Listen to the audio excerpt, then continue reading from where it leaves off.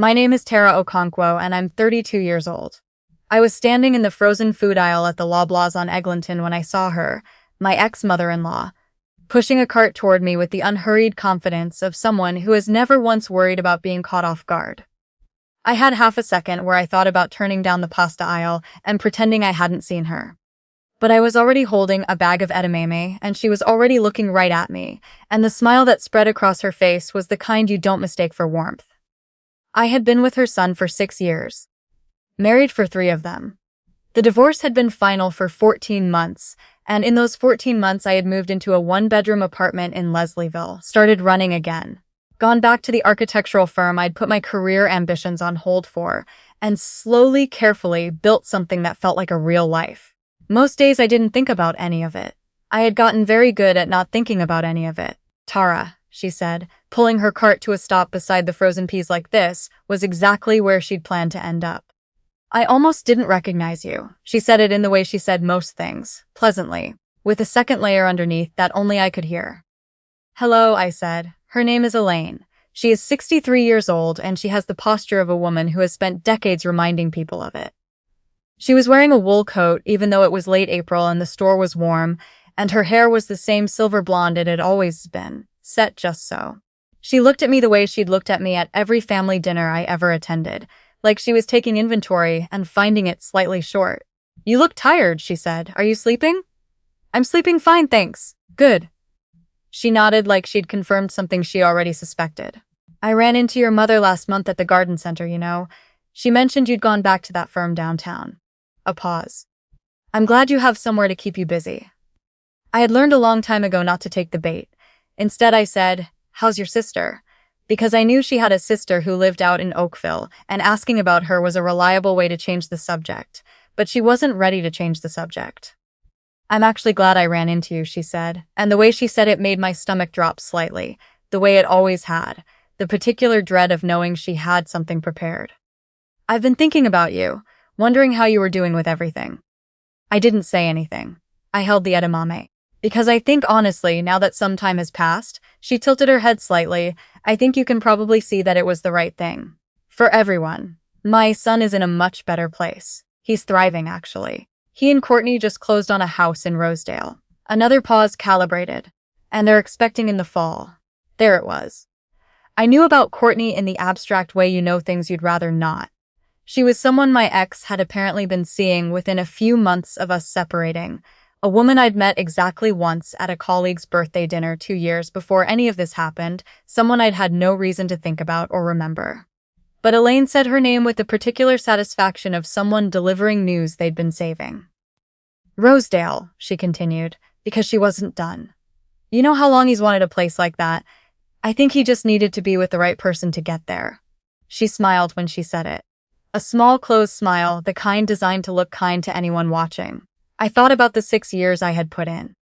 I thought about the weekends I'd spent driving out to their family place in Muskoka, about the Christmases I'd shown up to with carefully chosen gifts, about the Sunday dinners where I'd sat across from this woman and genuinely tried, to be someone she could like. I thought about the year I'd deferred a promotion because my ex wanted us to move, and I hadn't wanted to disrupt things. I thought about how the word right person lands when you are 32 years old standing in a grocery store, and then I thought about something else. That's really nice to hear, I said. I hope they're happy. It wasn't sharp. It wasn't even particularly interesting. But something about the steadiness of it seemed to bother her more than a reaction would have. She'd expected something, a flinch, a tightening around the eyes, a too quick smile that would tell her she'd landed it. She got none of that. She blinked. Well, she said, I just think it's important to be honest, don't you? Better than pretending. I don't think I've been pretending anything, I said. She opened her mouth, and I could see her recalibrating, looking for the next angle, the next thing she could say that would finally produce the reaction she'd come here to get. It occurred to me, standing there, that she must have been holding on to this for months. The news about the house, the baby, the life in Rosedale, she'd been carrying it around like a gift she'd been waiting to give me. I just think, she started again, that you should know what you're working toward on your own compared to Elaine. The voice came from the end of the aisle. I looked up. A woman was walking toward us with two canvas tote bags looped over one arm and a phone in her other hand, wearing a blazer over a striped shirt, her dark hair pulled back. She was maybe 45, and she had the particular ease of someone who moves through spaces like they belong in all of them. Her name is Donna Reyes, and she is the senior partner at Reyes Marchetti, the firm I had been working with for the past 8 months, on a mixed-use development project in the West End. She was also, I had learned about 6 weeks into working together, the kind of person who remembered everything about everyone she ever worked with, which I'd found slightly alarming at first and then deeply reassuring. She stopped when she saw me. "Tara, I thought that was you." She looked at Elaine briefly, politely. "Sorry, am I interrupting?" "Not at all," I said. Donna looked at me for a moment, reading something in my expression, and then she did something I hadn't expected. She stayed. "I'm glad I ran into you, actually," she said, shifting one of the tote bags on her arm. "I wanted to tell you in person before the official email goes out on Monday." She glanced at Elaine again, brief and neutral. "We're putting Tara's name on the harborfront proposal. Lead architect. The city shortlist comes out next month, and we want the right people front and center." I felt something move through me that I didn't entirely have words for. I'd known the harborfront project was on the table.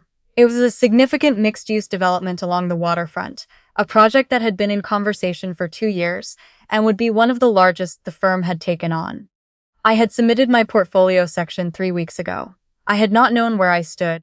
"We were going to do it quietly," Donna said, "but honestly, we've been talking about it since February."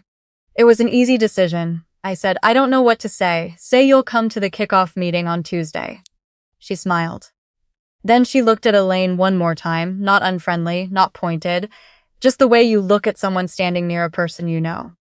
"Sorry, I don't think we've met." Elaine had not said anything for approximately 45 seconds, which was the longest I had ever seen her go without speaking. "This is Elaine," I said simply, "my ex-husband's mother." Something flickered across Donna's face, not pity, not discomfort, just a quick, quiet understanding. "Nice to meet you," she said. Elaine said, "You too," and the words came out smaller than she'd probably intended.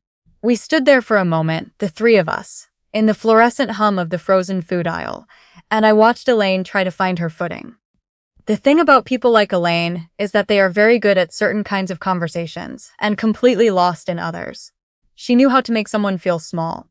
She did not know what to do when that someone turned out to be standing in a grocery store with their senior partner on a Saturday afternoon.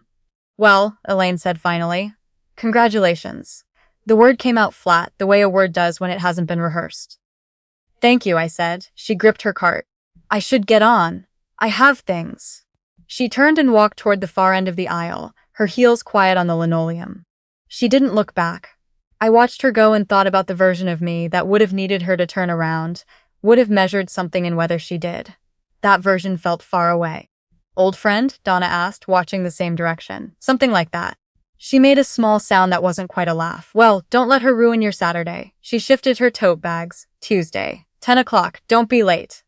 "I won't," I said. She walked away toward the checkout, and I stood there alone in the aisle for a moment with my edamame and the particular quiet of a moment that hadn't gone the way anyone planned. Here is what I want to tell you about that afternoon, now that I've had enough time to sit with it properly. I didn't feel triumphant. I know that's what you might expect, that I went home and opened a bottle of wine and thought about the look on Elaine's face and felt like I'd won something. But that's not what happened. What I felt was something closer to stillness. The kind you get when a noise you've been hearing for so long you forgot it was noise finally stops. I thought about Rosedale. I thought about the house my ex and Courtney had just bought. About the baby coming in the fall, about the life Elaine had described with such careful satisfaction. And I realized something that surprised me. I didn't want any of it. Not the house, not the version of myself who would have been in it, not the years of dinners and long weekends in Muskoka, and trying to be enough for a family that had decided before I arrived that I wasn't quite right. I didn't want the life they were living. I had just spent 14 months building something I actually wanted, and I hadn't even noticed how far I'd gotten. Donna's email came on Monday morning, 8:17 a.m., and my name was right there in the opening paragraph. Lead architect on the harborfront development proposal. The project would take 3 years minimum, would put my work in front of the city's planning committee, would be the kind of thing I'd be talking about for the rest of my career. I read the email twice, and then I closed my laptop and went to make coffee and stood at my kitchen window looking out at the street below, at the maple trees just starting to come in, at the ordinary lovely fact of a Monday morning in April in a city I'd chosen to stay in. I had chosen to stay. I'd thought about leaving after the divorce, thought about going to Vancouver, or even back to school in Europe. And I'd stayed because this city was mine too. Not just his, not just theirs, and I wasn't going to let someone else's version of my failure decide where I lived. I never told anyone about the grocery store. I didn't post about it, didn't text my friends a long message about what Elaine had said, and then what happened. Some things don't need an audience. Some moments are for you alone, to put in your pocket and carry quietly. My mom called that night to say she'd seen the announcement shared in an architecture forum she apparently follows on Facebook. I didn't know she followed it. I didn't know she knew what an architecture forum was. And she said, "I always told you that firm was the right fit," even though she had not told me that. She had actually asked me 3 separate times if I was sure I wanted to go back to long hours. But I let her have it, because that's what you do, and because I could hear in her voice that she was proud of me in the way that fills up whatever empty space you didn't realize you'd been carrying. I have thought since then about what Elaine came to that grocery store to do. I think she came to deliver something she'd been saving. The house in Rosedale, the baby, the proof that her son had found the life he was always supposed to have, and that I was the reason he'd had to wait for it. I think she wanted to watch me absorb that and show some crack in the surface, something she could carry back with her as confirmation. I think she'd rehearsed it, the way she rehearsed things, over weeks or maybe months, waiting for the right moment, maybe even hoping for it. What she hadn't accounted for was that 14 months is a long time. Long enough to stop needing anything from the people who once had the power to hurt you. Long enough to build something real and solid and yours. Long enough that a woman in a wool coat in the frozen food aisle is just a woman in a wool coat, and the words she spent months saving for you land like water on stone. You feel them, and then they run off and you are still standing. I went to the Tuesday meeting. It ran long, the way the good ones do, and I sat at the end of the table with a coffee and my portfolio open, and a city outside the window that I had decided was mine. And I talked about the waterfront like I'd been thinking about it my whole life. Which in a way I had. There's a particular kind of freedom that comes from realizing you are no longer waiting for someone to confirm you are okay. That you stopped waiting without even noticing, somewhere between the paperwork and the new apartment and the long runs along the Don Valley Trail and the Monday morning emails.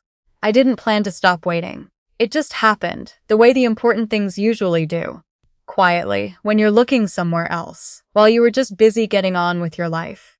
If any part of this story felt familiar, if you've ever had someone try to hand you their version of your own failure and waited to see what you'd do with it, I hope you're somewhere that feels like yours. Hit subscribe before you go. I share stories like this one every week, and I'd love to have you here for the next one.